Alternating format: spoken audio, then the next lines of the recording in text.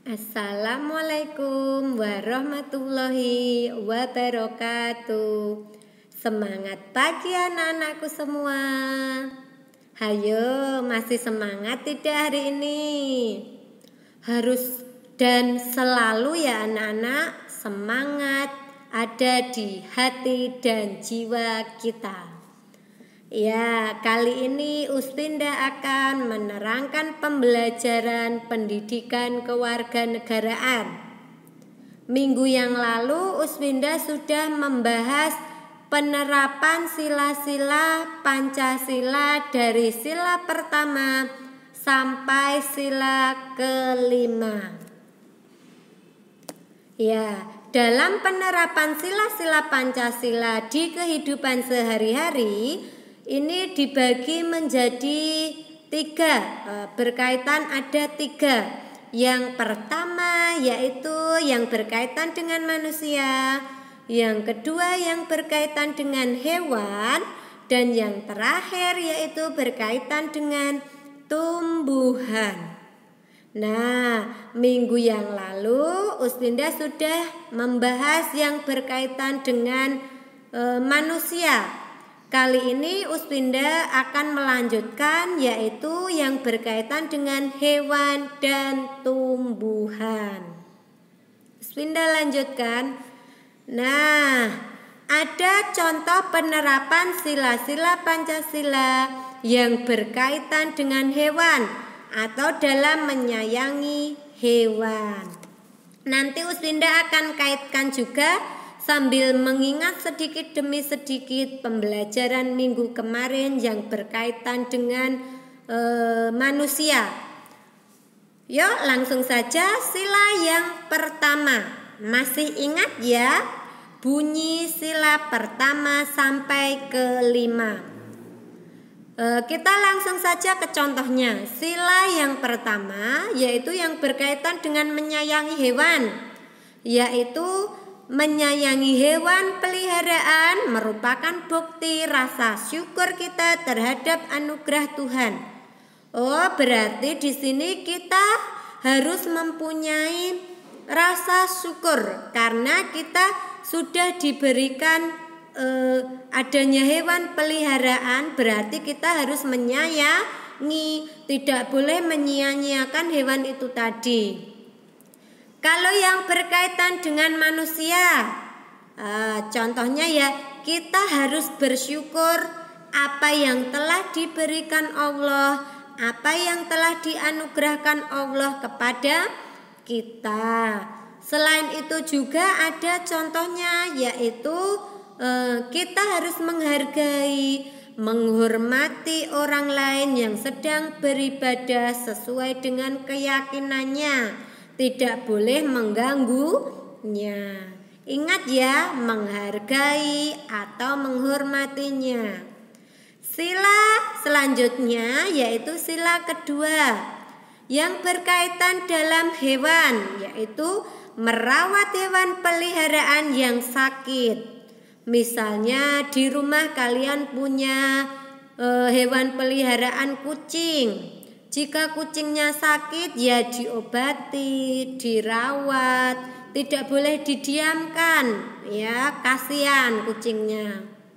Jika berkaitan dengan manusia, misalnya saat kalian bermain sepeda bersama, temanmu ada yang jatuh, gimana sikapmu? Apakah hanya diam saja?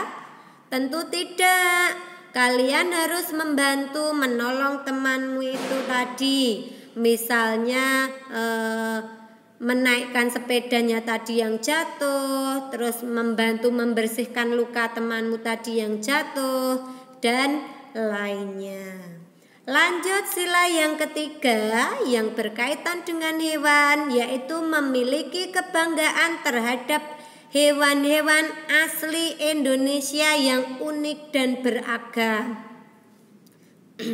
Kita harus bangga bahwa di Indonesia banyak sekali hewan yang unik dan beragam, beraneka macam. Bangga di Indonesia punya hewan badak bercula 1. Bangga di Indonesia punya burung cendrawasih, dan hewan-hewan yang lainnya. Kalau yang berkaitan dengan manusia, yaitu kita bangga terhadap negara kita, yaitu negara Indonesia tercinta ini. Kita cinta tanah air. Nah, itu yang berkaitan dengan manusia. Kita lanjutkan sila yang keempat yang berkaitan dengan hewan, yaitu berdiskusi untuk membagi tugas merawat hewan peliharaan. Ya, maksudnya bagaimana? Kalian bermusyawarah, berdiskusi. Misalnya, oh si A, mau kita diskusikan nanti tugasmu membersihkan kandang. Oh si B, tugasmu memandikan hewannya. Oh si C, tugasnya nanti memberikan makanan. Nah, itu untuk berkaitan dengan hewan. Kita lanjutkan yang berkaitan dengan manusia. Misalnya itu tadi, berdiskusi atau bermusyawarah, misal di keluarga kalian atau di kelas kalian sedang punya masalah. Kalian harus bermusyawarah, berdiskusi untuk menyelesaikan bagaimana permasalahan itu cepat selesai. Sila yang terakhir yaitu sila kelima yang berkaitan dengan hewan, yaitu membagi tugas merawat hewan dengan adil. Ya, maksudnya bagaimana? Tugas-tugas itu tadi harus diberikan secara adil. Tidak boleh ada yang keberatan. Misalnya satu orang diberi tugas satu, ya semuanya satu. Tidak ada yang satu orang dapat 2 tugas, yang lainnya 1 tugas. Kan itu namanya tidak adil, harus sama. Kalau yang berkaitan dengan manusia, yaitu tadi kita harus memberikan apapun harus adil. Misalnya ibu mempunyai roti donat 4. Dia mempunyai 2 anak, yang 1 perempuan, yang 1 laki-laki. Nah, membaginya harus rata. Berarti 1 anaknya mendapat 2, anak perempuan mendapat 2 roti donat, 1 anak laki-laki mendapat 2 roti donat. Jadi adil, tidak boleh berbeda. Karena ini laki-laki tak kasih 3 saja, yang perempuan tak kasih 1. Itu tidak boleh, namanya itu tidak adil. Ya, itu tadi yang berkaitan dengan hewan ya anak-anak, dan Uswinda singgung sedikit yang berkaitan dengan manusia. Yang sekarang yaitu yang berkaitan dengan tumbuhan. Contoh yang pertama yaitu bersyukur. Nah, sama-sama tadi ya, bersyukur atas karunia sehingga kita dapat memanfaatkan berbagai tumbuhan. Misalnya di rumah kalian banyak sekali tumbuhan yang tumbuh dengan baik. Misalnya di halaman kalian sangat rindang sekali karena adanya tumbuhan itu tadi. Nah, kalian harus bersyukur. Karena apa? Karena adanya tumbuhan itu tadi dapat bermanfaat untuk kita, yaitu rumah kita menjadi sejuk, rindang, kelihatan rindang. Jadi tidak kelihatan panas. Itu sebagai salah satu manfaat juga loh anak-anak. Jadi kita harus bersyukur. Misalnya kalau tidak ada tumbuhan itu tadi, bagaimana? Akan terasa panas dan garing ya anak-anak. Nah, jadi intinya harus bersyukur. Bukan hanya itu saja.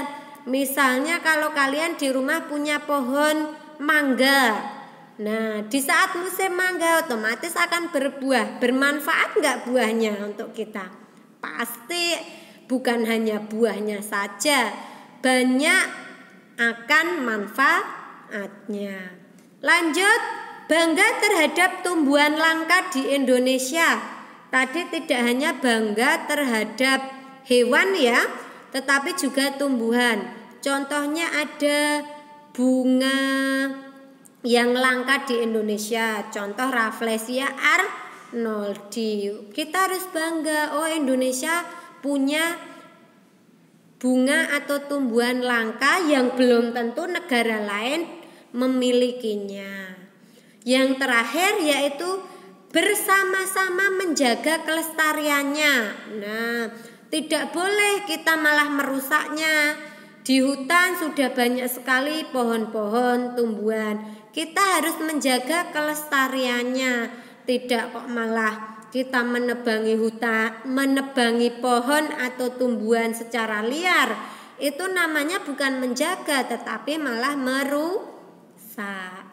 Nah, sampai sini pembelajaran PKN yang Uspinda terangkan hari ini. Ingat, di dalam pembelajaran PKN kali ini tidak ada tugas. Nah, kalian cukup menyimak video pembelajaran Uspinda ini, dan jika ada yang kira-kira penting, kalian catat, jangan hanya didengarkan. Kalau didengarkan saja akan cepat lupa. Kalau dicatat, misal kelupaan, bisa membuka catatan kembali. Ingat ya, pembelajaran PKN tidak ada tugas untuk kali ini. Terima kasih. Assalamualaikum warahmatullahi wabarakatuh.